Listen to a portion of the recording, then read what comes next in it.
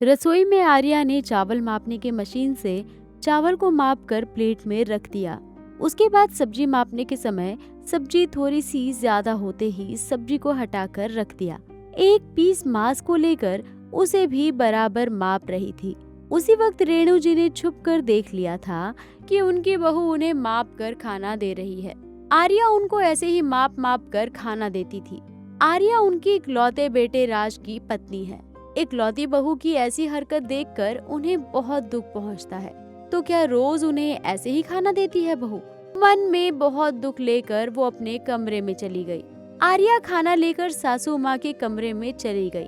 फिर सासू माँ को कहा, ये खाना जल्दी से खा लीजिए। तब रेणु जी ने गुस्सा होकर कहा, बहू तुम रोज मुझे ऐसे ही वजन करके खाना देती हो, वो भी इतना कम खाना।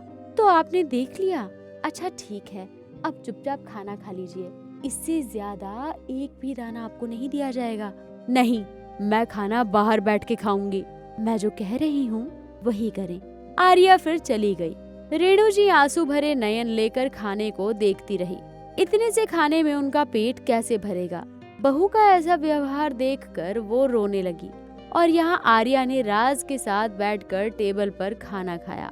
अच्छा, माँ नहीं दिखाई दे रही, माँ कहाँ है? वो उनके कमरे में बैठकर खाना खा रही हैं।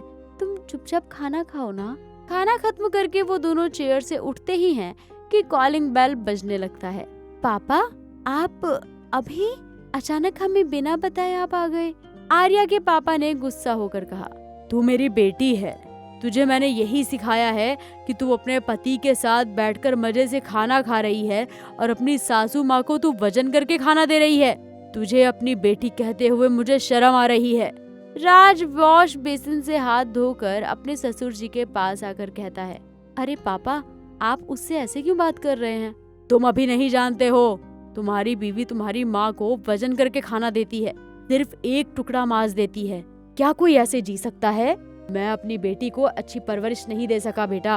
ओह, तो ये बात है, बैठिए। तभी रेणु जी कमरे से बाहर आई। तुम्हारे पापा के लिए मामूली सी बात है, वो तो अच्छा हुआ कि तुम्हारी माँ ने फोन करके मुझे सब बता दिया।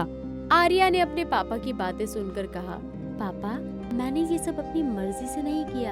आपको नहीं पता कि मेरी सास को हाई डायबिटीज है। डॉक्टर ने उन्हें संभल कर खाना खाने को कहा है, इसलिए मैं उन्हें थोड़ा कम खाना करके देती हूँ। आर्या की बातें सुनकर राज भी सहमत होकर कहता है, उसने बिल्कुल ठीक कहा है पापा, मेरी माँ खाना देखकर खुद को संभाल नहीं पाती, जितना देखती हैं उतना खाना चाहती हैं।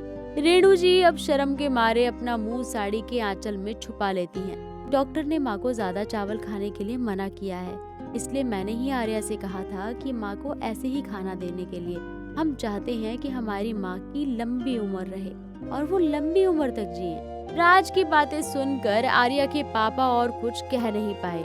उन्होंने रेणु जी से कहा, समधन जी, वो दोनों तो आपका ही भला चाहते हैं। अब रेणु जी ने शर्मिंदा होकर कहा, असल में मेरी ही गलती है, मुझे कम खाना देते हैं तो ये देख मुझे गुस्सा आ गया और मैंने आपसे शिकायत कर दी। ये बात सुनकर आर्या ने अपनी सास को गले से लगा लिया। दुनिया के सारे बच्चे अपने माँ बाप को ऐसे ही संभाल कर रखें, यही दुआ है।